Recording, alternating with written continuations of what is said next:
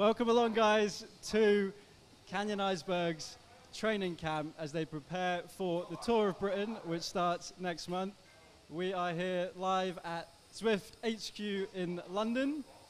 We've got 4 Canyon-Eisberg riders with us today, and hopefully there's lots of you joining in from Zwift. The live stream is obviously going out on the Zwift page, Canyon-Eisberg's Facebook page, and also the Cycling Pulse Facebook page. So I think first up, we're going to introduce the riders to you guys. So like I said, we've got 4 riders from Canyon-Eisberg with us today. On my left here, we have Max Stedman. Let's get a few words with Max. How's it going, Max? Yeah, well, I seem to be dropped already, which isn't great. Oh no, I'm coming back in. Yeah, it's alright, yeah. Just spinning the legs out after a hard day yesterday. I'm in a bit of a big block at the moment, so... Right, Max has got a super good position. You probably won't be able to get this on the camera, but I reckon we can get a bottle on here. He's already down on the TT bars. Just hold that there, Max. That's looking good. That's looking very... If you could hold that for an hour, that would be great. Cheers. Okay, so this is quite an interesting ride, guys, because this is one that's been specifically designed by Canyon-Eisberg Director Sportif, Tim Elverson. Now, it's based on everyone's FTP. If you don't know what FTP is and you're racing on Zwift, what are you doing? No. So the idea is that it should be a similar level of effort for everyone, really. So it's an hour-long ride. You can see there's various different intervals coming up. We're just on a 10-minute warm-up at the moment. So we'll chat to some of the other riders. Let's go over here. So over here we have Rory Townsend from Canyon-Eisberg. How's it going, Rory? Yeah, good. Happy to be here. Happy to be here. Cool. So what are you doing at the moment, Rory? You're just chilling on the warm-up, right? Yeah, super easy at the moment before it all kicks off in a bit. We've got a bit of a sprint kind of session today, so yeah. Yeah, there's a few pretty chunky efforts actually that Tim's thrown in here. So at the moment, yeah, Rory's just spinning along at 150 odd watts. Let's move along. So over here we have Ryan, Kiwi rider for Canyon-Eisberg. How's it going, Ryan? Yeah, not too bad so far. Not too bad so far. So if you guys don't know, so Ryan joined Canyon-Eisberg just halfway through the season this year. So he joined, I think you joined in June, didn't you, Ryan? Yeah, 1st of June was the transfer window for a continental team. So yeah, had talks with Tim, and yeah, 1st of June was my first, signed the contract, and then yeah, 3rd of June was my first race. So he's only had a couple months with the team, but he's already settled in, it seems. And on the end here we have Harry Tanfield. Now, Harry, how's it going? Just firing up the Zwift app right now. Firing up the Zwift app, very good. Now, Harry's had one hell of a season this year, haven't you, Harry? So you may remember Harry because he took the opening stage win at the Tour de Yorkshire back in May, wasn't it? How was that for you, Harry? Yeah, I guess got real lucky, like the breakaway didn't get caught. So yeah, it was, played it well. And I mean, as a Yorkshireman, this was obviously a massive deal for Harry. What was it like in front of the home crowds? I mean, the crowds at the Tour de Yorkshire are crazy, aren't they? Yeah, massive. It's I think there's more crowds, you know, and it gets bigger and bigger every year, obviously, and it's great. You know, there's so many, even on the South Yorkshire stage, which is a fair bit from mine, there's still people shouting me on and stuff. So every stage I know someone on the course. So it's good to have that support, you know. It's yeah, it's a real good race. Now talking about Harry's 2018 season, so he got the stage win at the Tour de Yorkshire. He also bagged himself a silver medal at the Commonwealth Games down in Australia. He also got, I think you said 3 stage wins at the Tour Series. So if you put that all together, that's one hell of a season, isn't it, so far, Harry? Yeah, I've been a bit off the ball since then. our national TT was good. Obviously, got second there. Yeah, it was dead close between me and Alex, and Gerard won, and then went on to win the tour. So like, he was flying in that. So that was what it was, and since then I had a bit of a break and just had a bit of a rest, and then tried to come back for the European champs, and I finished 15th or 16th or something out of like 35 guys, which I was up there for the first 20k, like top 10, and then just slipped away after that. Really, I didn't really do that well, so I was a bit disappointed by that one, but got to move on, focus for some big races in Europe this coming week, so leading into the Tour of Britain. So yeah, so the Tour of Britain starts on the 2nd of September. Now this Tour of Britain is the pinnacle really of the British racing calendar. Harry might dispute that because he's a Yorkshireman, he likes the Tour de Yorkshire as well. Now if you don't know, so the way the Tour of Britain works is that there are, I believe, 14 invitational spots which are offered to World Tour teams and Pro Continental teams. Tour of Britain then keeps open 4 spots for UK-based continental teams. Now, I think there are 7 UK-based continental teams in all, so there's quite a lot of competition for those 4 spots, and it came down to the wire, the qualification for the Tour of Britain, where Canyon-Eisberg pipped Team Wiggins to grab that final qualification spot. They were just a point ahead before going into the final qualification race of the season. And as Harry's just said, Andy Tennant, I guess, would you call him the sort of elder statesman of the team? the boss, he's been around the block, Andy. So he's been around the block. Yeah, he's done a lot of racing. He knows how it all works, and yeah, it was his job to ride for him in the finish. So I took him to the last corner first, and he got top 10, beat the Wiggins riders, so can't complain. So the team were obviously very, very pleased with that result. I mean, how big was that for you guys, Harry, to qualify for the Tour of Britain in a couple of weeks? How did that feel? It was great. Just a massive weight off everyone's shoulders. Everyone was a bit stressed about it, and we wanted to secure it before, but like obviously, things didn't go to plan, and it came down real close. So to get it pulled out of the bags, obviously, because real chuffed to have done it. So good stuff, good stuff. So guys, by the way, you should get your questions in. If you've got any for the Canyon-Eisberg team, do get them in, and we'll ask the guys. So we've got Ryan over here as well. What's going on at the moment? We're still on the warm-up, aren't we, Ryan? Ryan's on his warm-up. He's doing, what, 260, 270 watts at the moment. I think you're suffering a bit, Ryan, aren't you? Why do you say that? So, Ryan, you're from New Zealand. Tell us a little bit about the kind of the racing scene in Australia and New Zealand and how it differs to Europe. Well, cycling scene in New Zealand is just a lot of club racing. There's maybe 2 or 3 UCI races, but it's just stacked with club riders still. And then you move over to Australia, they have a national road series. It's not UCI registered or anything like that, but you still have aggressive racing, a lot more competitive riders, a few more continental teams, and yeah, different to here for sure. Like here, there's 7 continental teams, and you get to, it goes across the ditch, like a train ride across, you got your European racing, so it's just amazing. It's a good base for everyone here. Did you feel the competition is, I mean, the racing is harder? Are the races themselves harder? Yeah, I think everyone wants a result, so everyone thinks that they can do well, so it's oh, there's a big effort coming up. I know.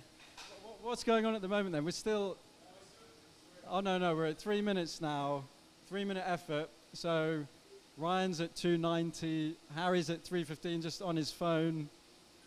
Are you on Instagram or what? I'm just grabbing the workout.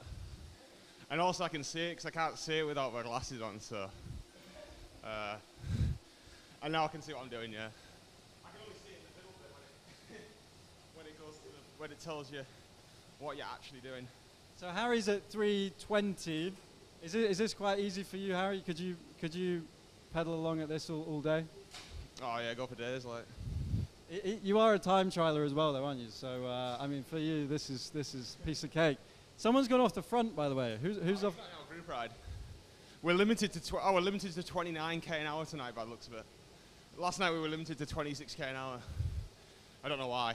So the Canyon-Eisberg team are all riding at the front, which is good, as they should be. Someone's gone off the front there. I don't think he's part of the group ride either. Let's go along and talk to Max a little bit. So Max, you're more of a GC rider for the team, right? So you're sort of good up the hills. Everyone looks after you on the flats and in the sprints. How did you evolve into a GC rider? I was born small. I think that helps a lot.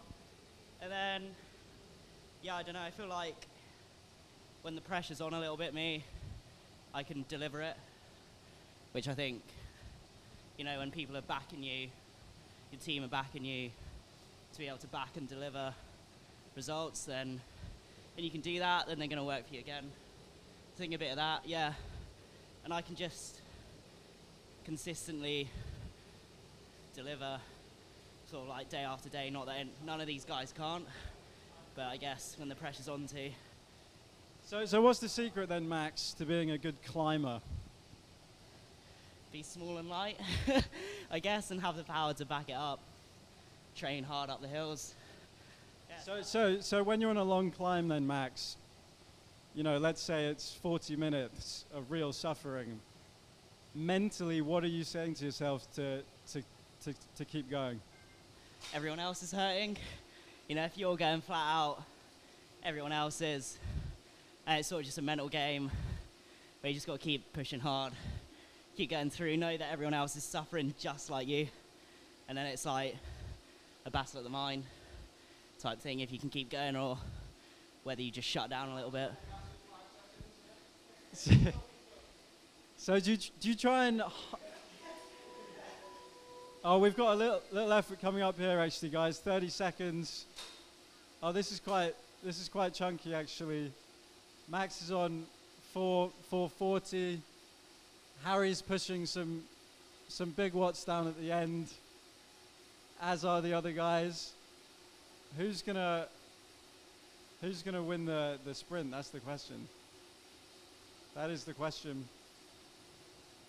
Max is really going for it here, you see. And relax a little bit.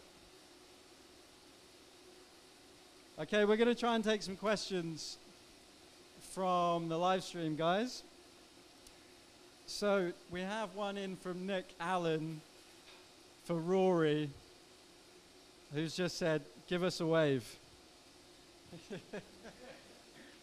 Give us a wave.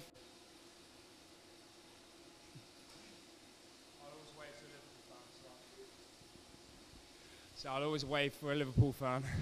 Always waving for a Liverpool fan. Very good. We've got another one in. Someone is saying that there are too many people on this group ride. It's dangerous. It's not real, guys. I think everyone's going to be safe. Don't worry.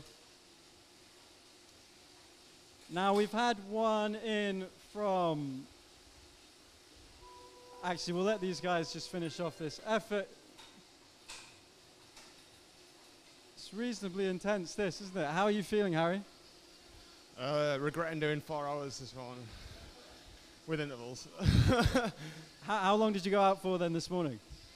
Like 100 odd K. Box Hill.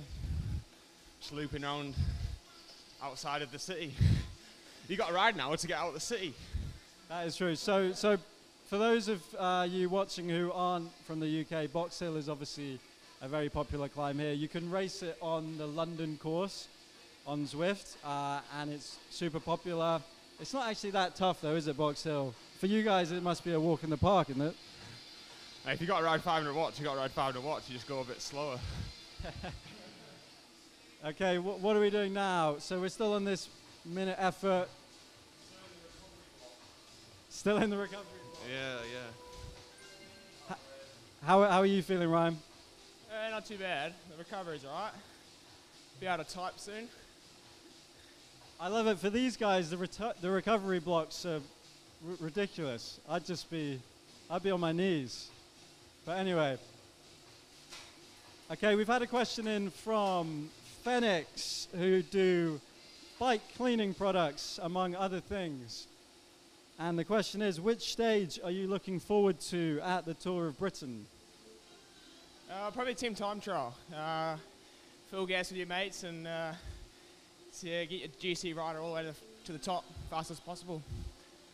So I think the team time trial is going to be stage 5 of the Tour of Britain this year. It's the first time they've ever had a team time trial at the Tour of Britain, I believe. And it's in the Lake District, and it's hilly, isn't it, Ryan? Yeah, there's 9k flat with 4.5k to the climb. It's the tough one. Like, it's either time trial bike for the flat or the road bike for the climb. We've done a bit of recce, and we'll figure out and contemplate it with the power files and figure out which bike's the best. So everyone's got a bit of a sweat on now. I can see this. Maybe we need to turn the fans up. And these guys are using the Wahoo Kicker, so they've got the climb on the front as well, which obviously raises the front of the bike up just to simulate the gradient change. That's very cool. So Rory's out the saddle now. Are you feeling it in the legs yet, Rory? Yeah, I think it's just an accumulation in the legs. Hard few days on the bike, so we're feeling good. So coming up to a race like the Tour of Britain then, Rory, what is your training looking like? Is it just about getting as many Ks in as you can, or is it a little more structured than that? A bit more structured than that at the moment. Like, sort of depend. I sort of did the Ks like a few weeks ago, and now just doing stuff like this, you know, short, hard sessions to really like tune up in prep before we go. We got a big block of racing in Belgium in the coming weeks, so. Cool. And then Rory, so for you, which stage are you most looking forward to at the Tour of Britain? I guess the last one, not just because it's home time, but I think it'd be quite a cool stage, you know. Shorter laps around the city. Yeah, so the final stage is in London, stage 8 of the Tour of Britain. It's just a criterium through London. It's kind of your hometown, isn't it, Rory, I guess? Yeah, it's close as it can be. Like, I grew up around here, but yeah, that'd be cool. Anyway, it'd be cool doing it in any city, really. Like, but yeah, obviously London, it's pretty special when they shut that down for us. Cool. So we're on a bit of a rest at the moment for these guys. Now we've had a few questions in from CP fans, actually, guys. So we're going to ask you some of those.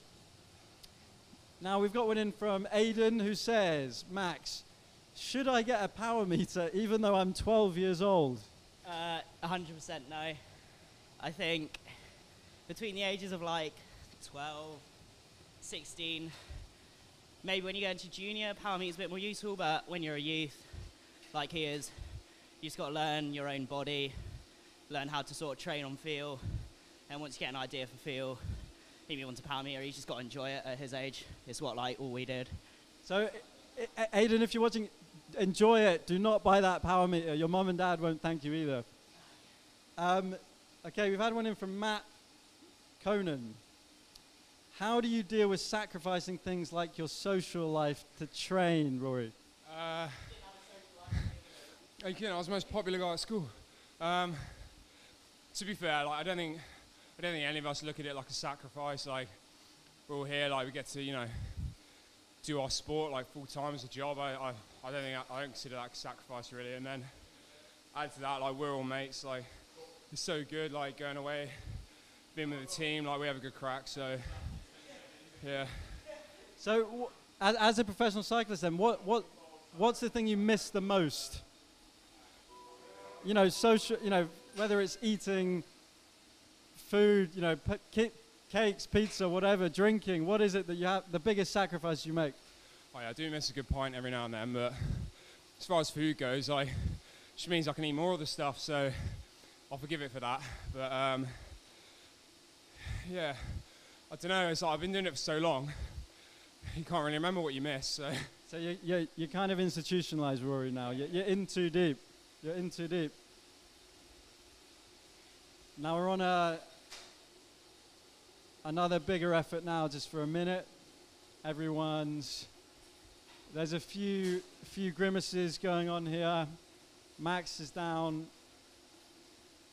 on the TT bars. Everyone else is. This is easy for Harry. Only 5 seconds left, Harry. I think you can do it. Look, oh, there you go. And, oh, that's not a recovery block. Wow. So I'm going to ask you some more questions then, Ryan. How many sessions do you do a week, training-wise? I guess how many hours are you training a week? About 15 to 20, 25 on a big block. But yeah, a lot of intensity. So 15 to 20 hours of training a week. That's quite a lot of riding, isn't it? Quite a lot of riding.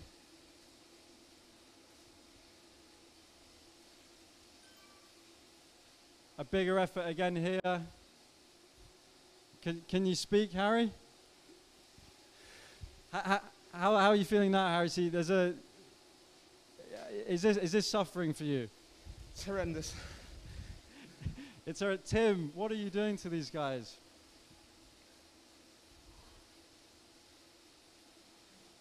Now, we're obviously riding on Watopia today, guys. If you haven't ridden Zwift before, there are 4 courses on Zwift. There's Watopia, there's Richmond, which is modeled after the 2015 World Championship course in Richmond in the States.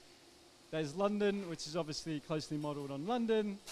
And there's a new one that's just been added called Innsbruck that's modeled on the course for next month's World Championships.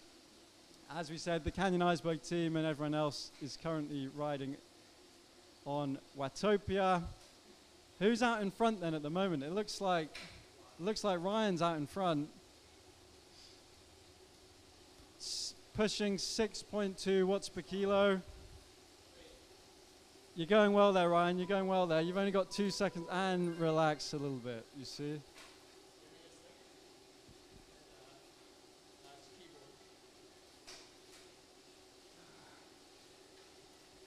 Are you sending a message to loved ones or something here, Ryan? Oh, I see. Okay, there's a bit of banter among the Canyon-Eisberg riders.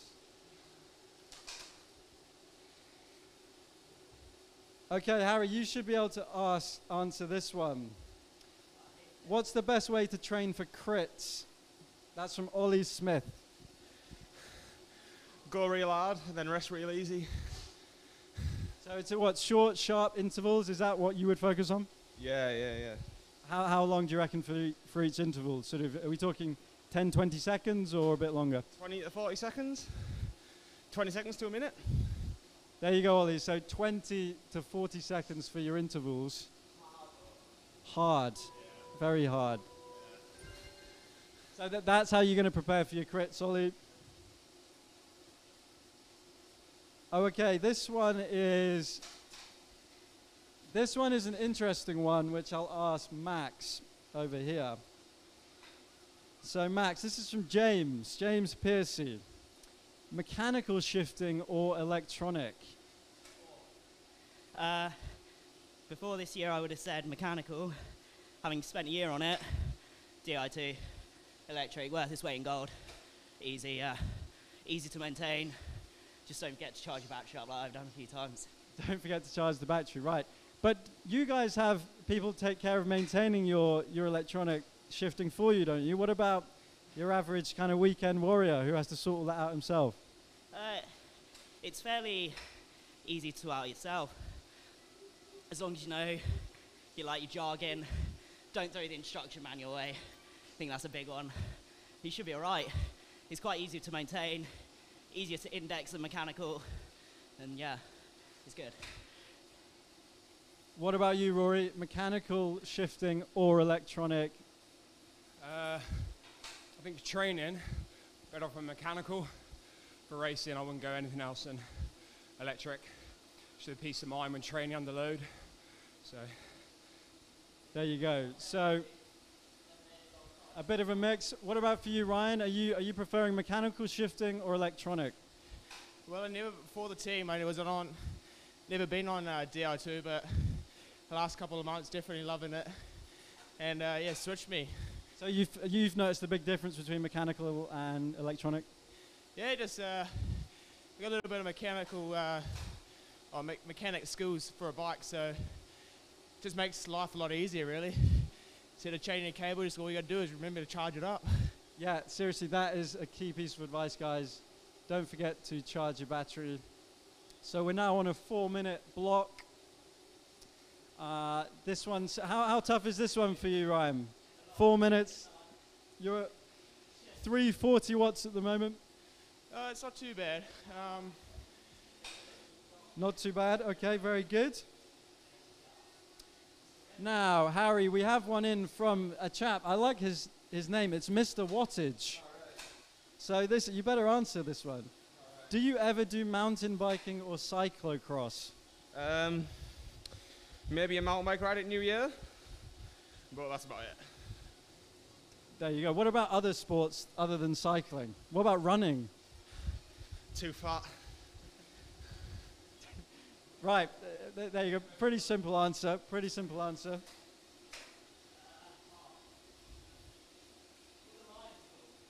So who's out in front then at the moment, Max?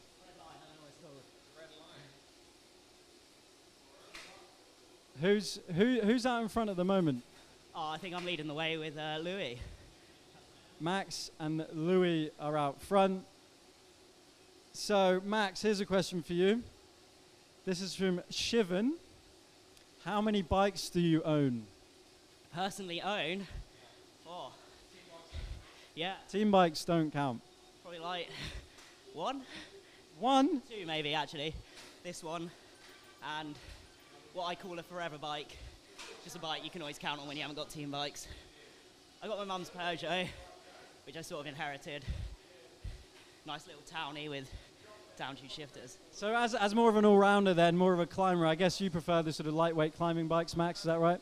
Yeah, 100%. I chose an Ultimate over an Aeroad. So you do ride the Canyon Ultimate. I mean, so Canyon obviously provide their bikes for Canyon-Eisberg. Do you guys have a choice between the Aeroad or the Ultimate? We get given a choice between the Aeroad or the Ultimate. But I like the look of the Ultimate.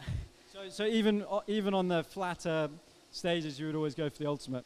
Oh yeah, 100%. Well, maybe next year.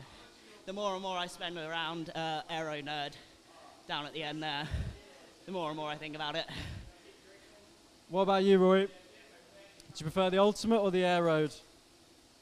So I race on my Aeroad, and then I have a Ultimate I train on sometimes. And I suppose as an all-round racing bike, I think the Aero is probably best. Handling is with the Ultimate. It's just like a little bit more give. So I suppose an all-round bike, I suppose the Ultimate probably edges it, but the Aero is probably the fastest racing bike money can buy. So yeah. So you're a big fan, and let's talk about then. Let's talk about tires quickly, Rory. What do you guys use to race with? What type of tires? So we run Maxxis tires. The majority of us are using 28 tubeless. 28 mil tubeless. Yeah. Which I suppose is like a little bit different to what a lot of our competitors would run, but I mean they're so fast, like, and they absorb like the bumps, any bumps in the road, like real well. And then it's like a little bit lighter, which sounds ridiculous, but little things like tubes, when you're talking about a bike that only weighs like 7 kilos, you know, it all adds up. And what do you have on your training bike then? Just a regular, like, again, still run the 28s, but yeah, just with a regular tubing. So what's with this, 28 seem to be very much in fashion at the moment, wider tires. Why is that, guys? I mean, I know there's obviously lots of data on it, but it seems broadly like it's sort of there's not much in it between the tire widths. Well, I think the more traditional view is to go with a narrower tyre. Straight line is faster, but reality is like a wider tyre, like it rolls better. Like every revolution you're going further with it. Absorbs the bumps a lot better. Handles better in my opinion. I just think, yeah, it's across the board. It's pretty much a better option. What about you, Max? What tires do you have on your training bike at home? Yeah, the Maxxis Padrones 28mm tubeless. Yeah, they're mega, to be honest. They roll well. You can run them a bit lower than you would on your race bike, just make it a bit more comfortable.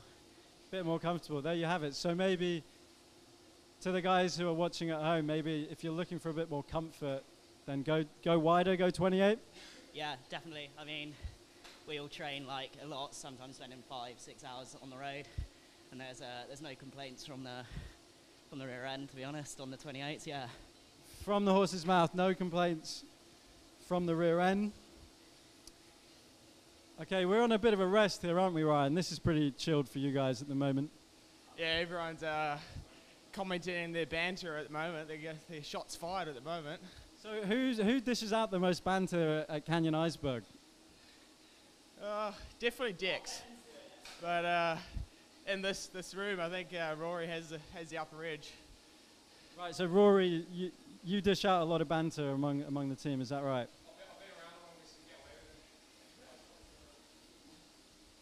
So I've been around the longest so I can get away with it. Okay, guys, so during this, you've only got 50 seconds left before a little effort again. So we've got probably one of the most contentious questions in. Are you ready? Yeah. Now, this is from Seb, and he asks, disc or rim brakes? I'm going traditional. I'm going rim brakes. I think just easier to maintain, easier to fix, and yeah, and you still get your braking power. So we got one for rim brakes. Harry, disc or rim brakes? Whatever the sponsors want us to ride. Okay. Okay, Rory, disc or rim brakes? Big effort now. Quickly get your answer. Discs. He said discs. He said discs.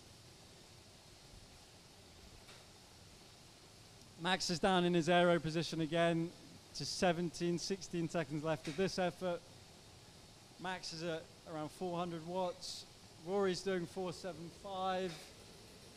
Harry's fading there at the end, struggling. 2, 1, and a little bit of a rest again. So Max, let me ask you quickly, disc or rim brakes? That's from Seb. Disc, safer, quicker to stop.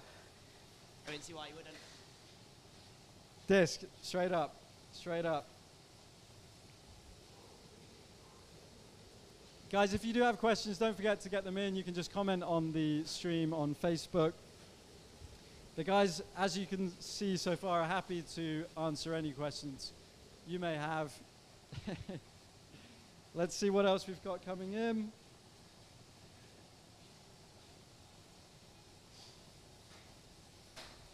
Tell Max to zip up his top. He's losing watts.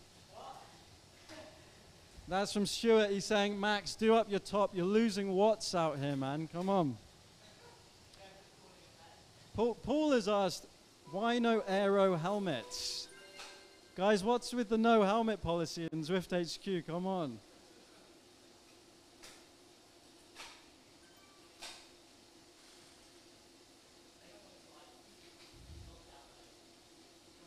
Okay, have you had a mechanical again, Max?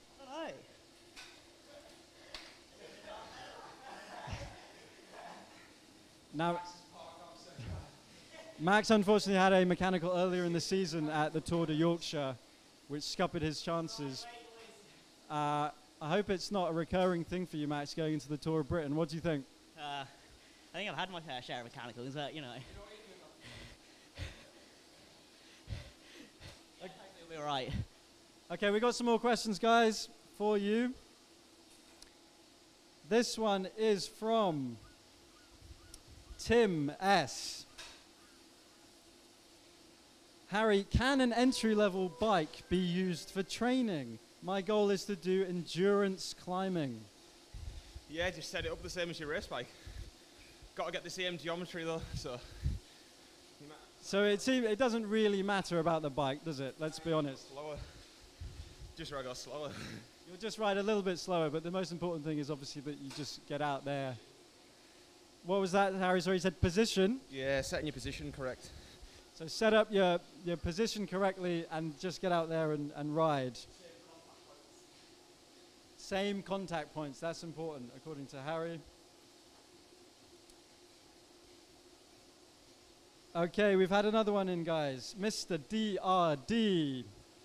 Ryan, what is your training plan and diet like? I guess diet. Let's focus on diet. What are you eating throughout the season? I mean, what's off limits?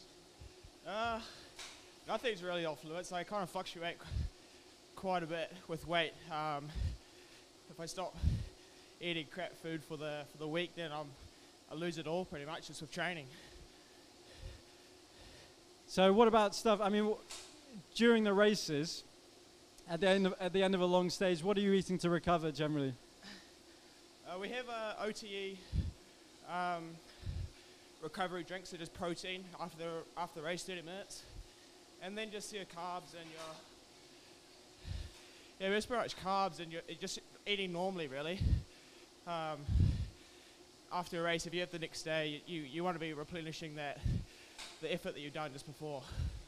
And what about, guys, tips for the perfect pre-ride breakfast? What are you having, Harry? Is it porridge? Yeah, is it porridge and a few eggs? Scrambled eggs and a bowl of porridge. Scrambled eggs and a bowl of porridge. What are you having in your porridge, though? Bit of honey on, some nuts. About it. Are you making your porridge with milk or water? Please say milk. Half. Half and half. Okay. Ryan, what's your go-to pre-ride breakfast? It's actually peanut butter and honey and made with water, oats. So porridge with peanut butter and honey. Porridge with peanut. I like that. That sounds nice. That sounds nice. What about you, Rory? What's your favorite pre-ride breakfast? You know, you've got a big, long day on the bike coming up. What are you eating at 7 a.m.? Yeah, mostly eggs. Mostly eggs. It's mostly eggs, yeah. Bit of ham, something, whatever's nice in the fridge that Mum's left. But yeah, same as Harry. Me and Harry got chickens out back. Constant supply. So Rory's more of like an Arnold Schwarzenegger, just eggs. Eggs, okay, fine. And what about you, Max, then? What are you eating just before a big ride? A lot of people know I have a massive soft spot for brioche. Brioche? Yeah. Very continental. Oh, yeah.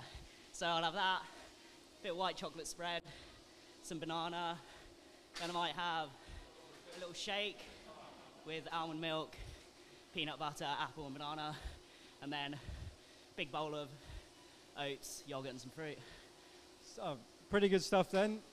Now, one thing I always find quite interesting is kind of what you guys are eating during your rides. Now, I know OTE Sports provides you with the nutritional products, but what do you like to have when you're out on the bike, Rory? Sonia Jody. She makes a pretty mean rice cake, bit of cinnamon. That's pretty nice. Good for the tummy as well. I'm pretty simple, just like water when I'm riding. So yeah, So you don't generally have sort of electrolyte drinks and that? No, not really. I find just playing my stomach, my tummy a little bit. So yeah, just a bit of water do me nicely. What about gels? Not whilst training. Whilst racing, yeah, certainly. Can't get enough of them down me. So about you, Ryan? What are you eating on the bike then during a ride? Just for training, just muesli bars or like the OT rice bars, they're pretty good. Racing, definitely the rice bars and just gels really. Probably caffeine gel. So let's say you've got a really big climb coming up, right, Ryan? And you want to take it, right? You want to take the KOM on the climb. What are you going to have sort of 10 minutes leading up to the climb? Are you going to get a gel on board or what? Or is it more just pure sugar? What? Probably 10 minutes is not going to do much for you on the climb. Probably like 30 to 45 minutes before, definitely a caffeine gel to get you up really. It's at the highest peak. The caffeine to hit you is when you're gonna be at the bottom of the climb, so that's what you want. And then what about post-ride then? Are you taking a lot of protein on board after you get off the bike? Yeah, just your protein drink, and then obviously at night times, just eating a lot of chicken and stuff like that, just protein. Very good. So what are we? We're 41 minutes into the ride. There's only a couple more efforts left. All the Canyon-Eisberg team are out there. It looks like everyone's coping pretty well. I think Rory's doing all right.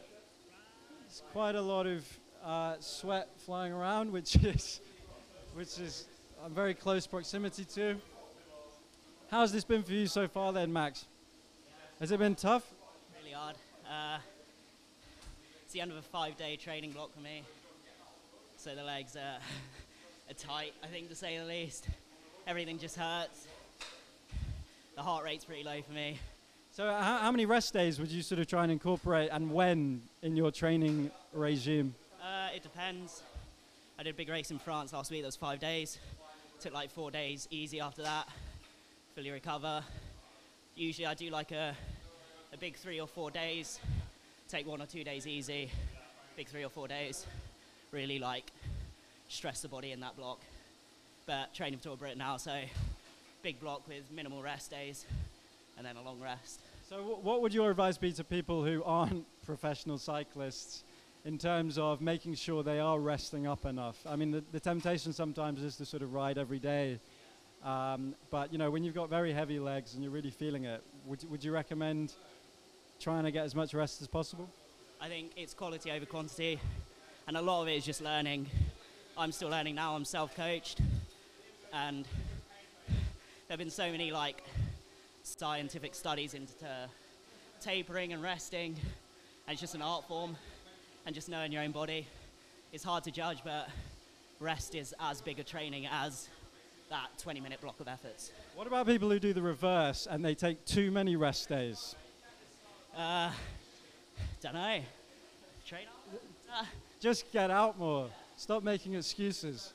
Stop making excuses. Okay, so we're on a bit of a chilled segment for these guys.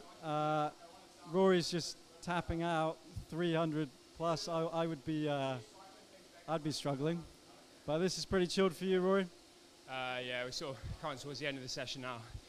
Nice and well, a little bit more comfortable anyway. Yeah, able to hold a sentence better. So Tim Elverson, your DS, does he come up with all the training plans for you guys? Well, he's done this sort of block that we're doing here. And a lot of the time it's our assistant DS as well, Simon Holt, who does it as well. But yeah, Tim and Simon were both good riders in their own right. Simon was a pro in Italy for a few years, so they know what they're doing.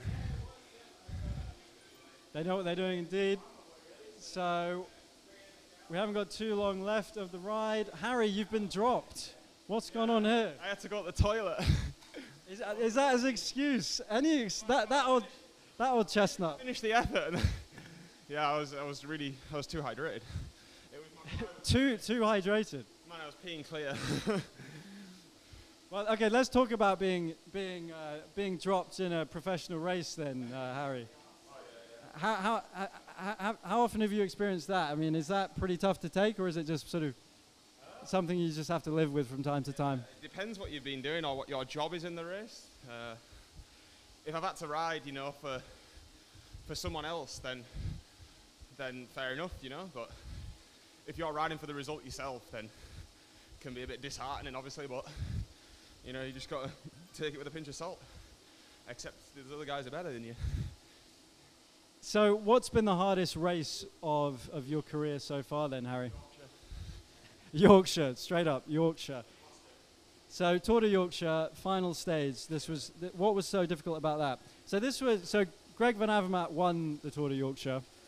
What was so difficult about that? Well, I got belted after 30 minutes in a 5-hour 30 stage. So that's a lot of riding in smaller groups and on my own. And I'd already done 3 days, like first day full gas in the break when the other people had been chilling in the bunch. Second day punctured early on, so had to ride stupidly hard for about an extra hour to get back into the race. Just because I punctured really at the wrong time. And I was 5 minutes out the back in the jersey, so I just had to keep digging and digging and digging and then deliver max for the climb towards the end. And then the third day, like, I wanted to go for a result.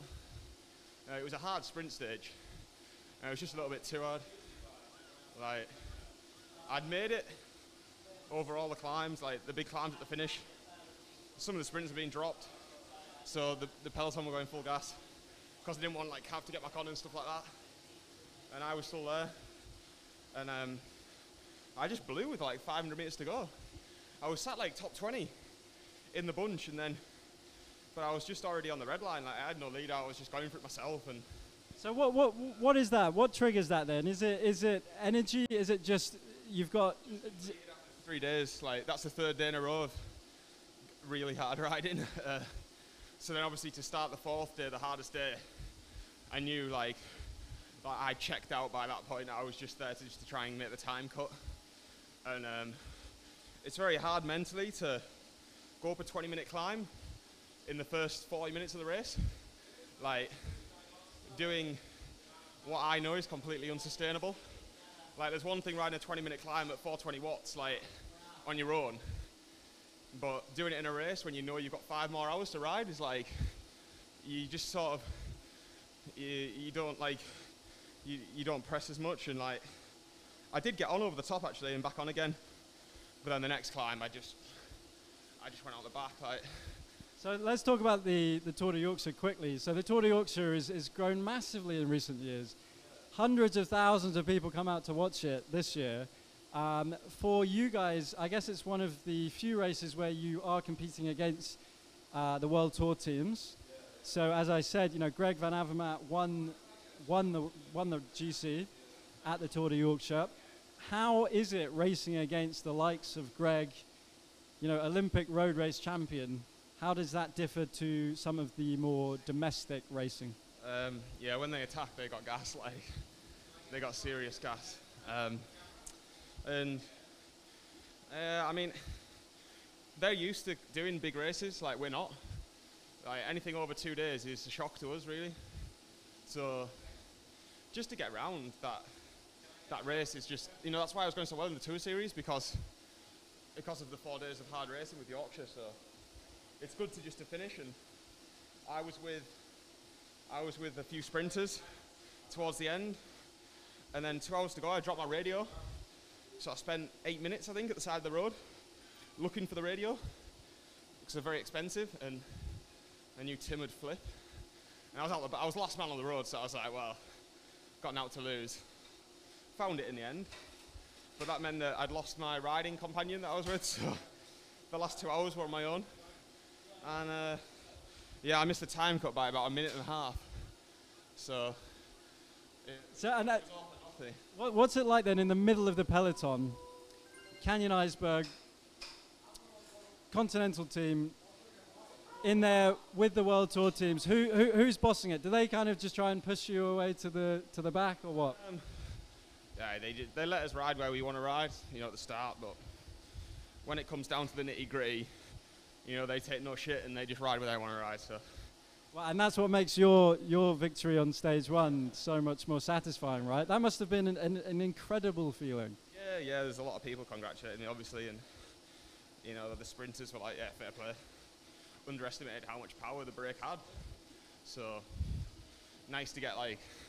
What was it like? What was it like the next day then? So you've won the first stage. Presumably, all eyes are on you. Yeah. All eyes on me not to get dropped, like, because it was quite hilly as well at the start. So were you genuinely worried about getting dropped the next day and thinking, wow? Yeah. It was really hard at the start, and the breakaway didn't go. And I was at the front, like, for the first 30 minutes. I'd made it over what was a big climb at the start, and then punctured.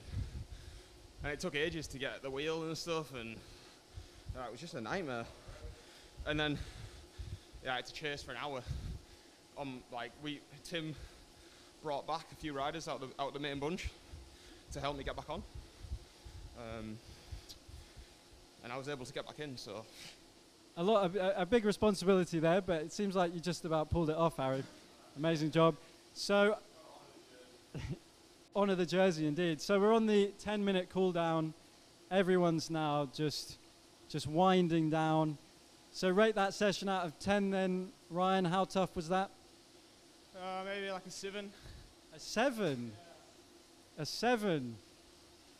What about you, Rory, out of 10? How tough was that for you? Yeah, I'll give it 7 or 8 probably. Say a 10. Did you say a 10? I didn't say 10. I was around about an 8.